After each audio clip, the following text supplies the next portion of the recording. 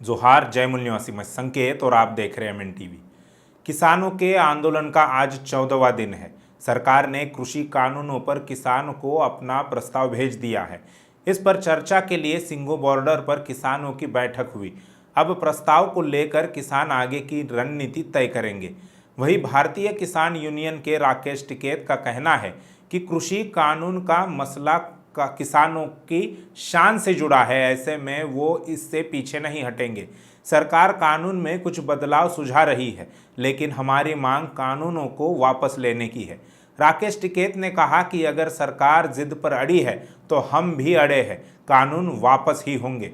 इसके साथ ही all India किसान फेडरेशन के अध्यक्ष प्रेम सिंह बगू ने कहा कि सरकार की तरफ से मिले प्रस्ताव हमें मंजूर नहीं है। अभी हमारी मीटिंग खत्म हुई है, आगे अभी हरियाणा के साथ बैठक है जिसमें हम आगे के कदम का विचार करेंगे।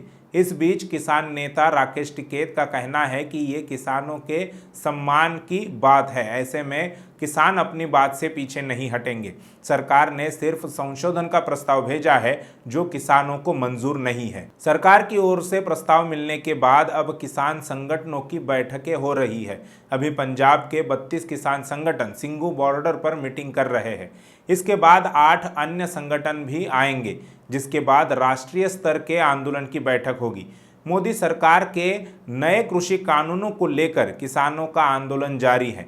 किसान संगठनों की तरफ से मंगलवार को भारत बंद भी बुलाया गया था, जो कि शांतिपूर्ण रहा और इसका देशव्यापी असर देखने को मिला। देर रात 13 किसान नेताओं की गृह मंत्री अमित शाह से मुलाकात बेनतीजा रही। सरकार ने भी अपनी मंशा साफ कर दी है कि कृषि कानून वापस नहीं होंगे, लेकिन कानूनों में कुछ संशोधन जरूर किए जा सकते हैं। इस बीच बुधवार को सरकार की तरफ से किसानों को कानूनों में संशोधन को लेकर एक प्रस्ताव भेजा है। किसानों की इस पर विचार विमर्श करने के लिए दोपहर 1 बजे सिंघू बॉर्डर पर एक बैठक हुई। सरकार जैसे किसान नेताओं के साथ किसानों के देशव्यापी आंदोलन का मजाक ही उड़ा रही है। केंद्रीय कृषि मंत्री व सरकार के अन्य केंद्रीय मंत्रियों के साथ किसान नेताओं की अब तक 5 बार बैठकें हुई है और हर बैठक में सरकार ने किसानों की बात सुनने के बजाय अपनी बातें उन पर थोपने का काम किया। सरकार चाहती तो कानून बनाने से पहले ही किसान संगठनों से बात कर लेती, अन्य संगठनों से नहीं तो कम से कम उनके साथ रहने वाले दलों से तो जरूर बात हो सकती थी और उसके बाद ही कानून को अमली जामा पहनाया जा सकता था।